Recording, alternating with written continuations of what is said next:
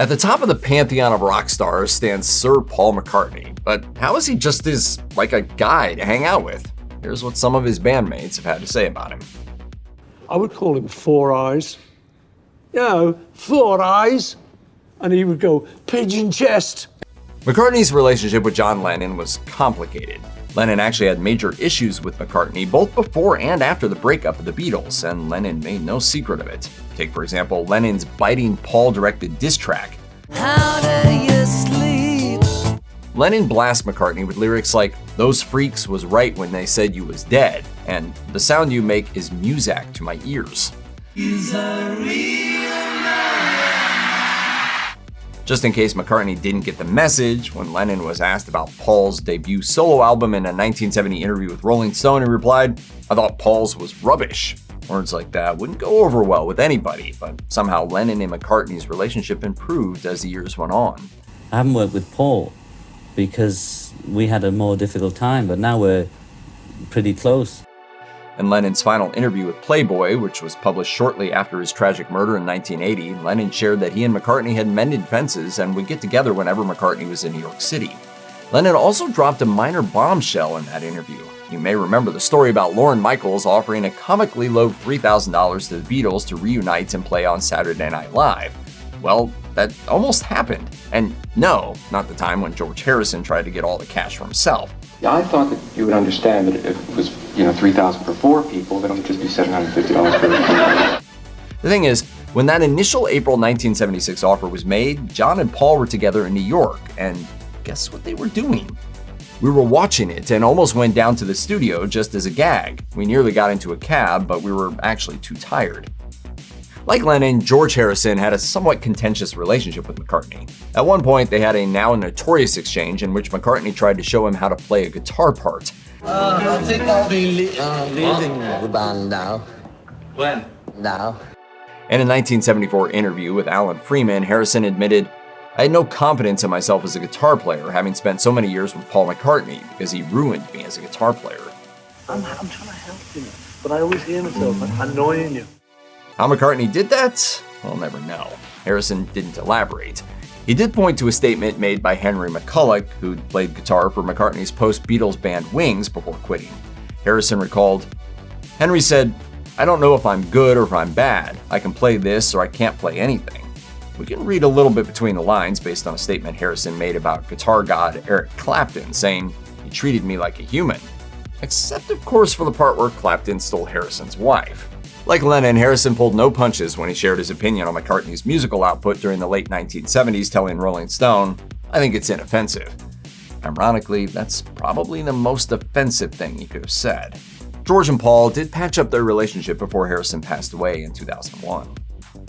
I mean, he always was the oldest in the Beatles and still is. McCartney and Ringo Starr are the only two Beatles who've lived into their 80s, so their relationship is well documented.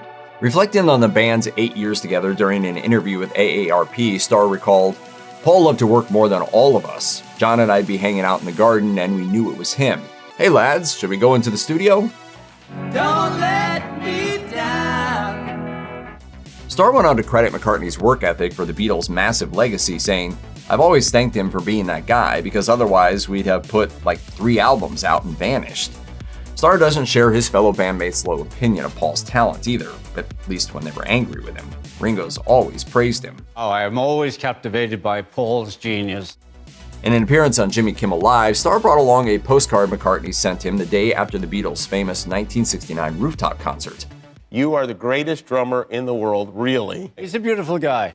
More than 50 years later, Starr and McCartney seem to still enjoy playing together. In a 2024 interview with USA Today, Starr shared, "If he comes to LA, we certainly do something, and when I get to England, we'll do something there. It's just what we do."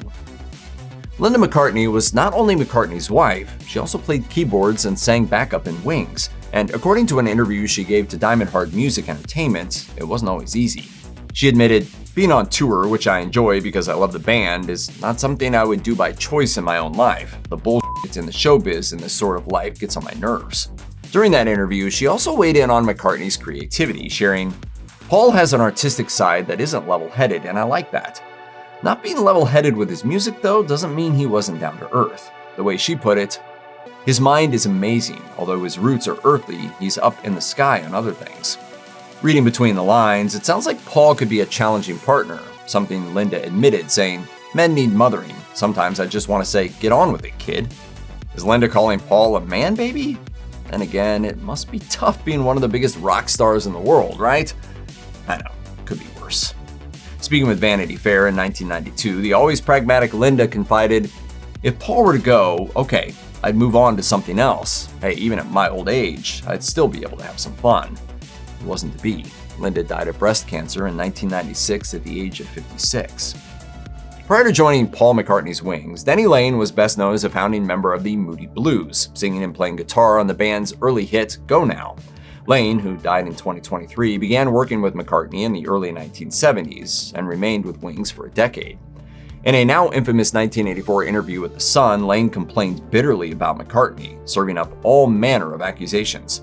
He claimed that Paul and Linda were potheads who smoked 2 ounces of weed per day. He said, being more than a little bit of a narc, once Paul and Linda were so desperate for cannabis that they even smuggled the drug through customs in the hood of their baby son James's coat.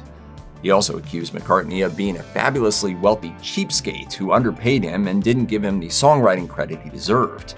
But it didn't end there. In a 2017 interview with Billboard, Laine claimed that he and his Wings bandmates were merely McCartney's backing group. When asked by the Austin Chronicle if Wings deserved a spot in the Rock and Roll Hall of Fame, he responded, "No, because Wings was never a band. I'm sorry, it wasn't. It was a Paul McCartney project. That's the end of it." Guitarist Henry McCullough was one of the first people Paul McCartney contacted when putting together Wings. The new band started out playing small pop-up gigs at universities, with McCartney and the rest of the band splitting the proceeds equally. But that camaraderie was short-lived. In a 1997 interview with Mojo, McCullough complained that McCartney originally promised the band that they could all contribute material and thus share songwriting royalties. But soon McCartney's controlling nature took over. He once begged McCartney to let him try something during a recording session, insisting that if it didn't work out, they could do it McCartney's way. McCartney was so dismissive that McCullough quit the band. Ultimately, McCullough, who died in 2016, insisted there were no hard feelings. McCartney actually called him up a few months later and invited him to his studio. McCullough recalled, "He gives me a huge check and a flight case full of guitar strings." Despite their differences, McCullough was quick to label McCartney as a gentleman, adding, "You couldn't help but like the man, a brilliant businessman, a brilliant musician, and a bloody great man, too." Keyboardist Paul Wix Wickens joined McCartney's touring band in 1989, and as of 2026, he remains the band's longest-serving member. Wickens had always been a huge Beatles fan, and it was actually his idea that they perform the iconic medley from the end of the Abbey Road album live. Speaking with Musines, he explained, "I knew it note for note, and it was always my favorite section of the album. I used to sit there with the headphones on and imagine being on stage playing it." Wickens was well aware of how musically complex that medley is, so before making that suggestion to McCartney, he and the rest of the band made sure they could absolutely nail it. Wickens recalled, "It was too good an idea to risk blowing it."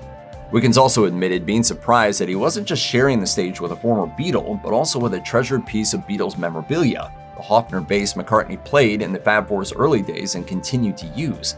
Wickens recalled seeing the iconic instrument, which still has the band's final set list taped to its side, for the first time at a band rehearsal, saying, "I was amazed he still played it. It's a piece of history, and it's looked after very well, I can tell you." As of 2026, McCartney was still playing that historic bass as he and his band toured the world. Formerly guitarist with the Pretenders, Robbie McIntosh was recommended to McCartney by that band's frontwoman, Chrissie Hynde. That introduction led to an invite to play on McCartney's 1988 Flowers in the Dirt album. After that, McIntosh played guitar with McCartney's band for the next 6 years. But it must have been incredibly exciting again. I mean, you're a Beatles fan, you're a kid, and then you're playing with Paul McCartney. I mean, it must have been... Playing alongside one of his musical idols for the first time was far from a casual experience. As McIntosh told Rolling Stone, "It was terrifying at first, but then it was absolutely amazing. He was so nice." Blackbird singing in the dead of night. McIntosh recalled telling McCartney that he'd learned to play Blackbird when he was 12 or 13 years old. And I used to play it with a bit of a stretch. I could play it, it sounded the same, but I did it with a stretch. When McIntosh played it for McCartney, though, the former Beatle had notes.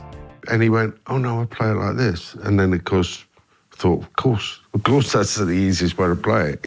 While several of McCartney's former bandmates have accused McCartney of being controlling, McIntosh insisted that wasn't anywhere close to his experience, sharing, "He gave us a lot of freedom. He was a great band leader, Paul. He was never, 'Don't play that, I want you playing here,' with me at least. He was never fussy about what I played."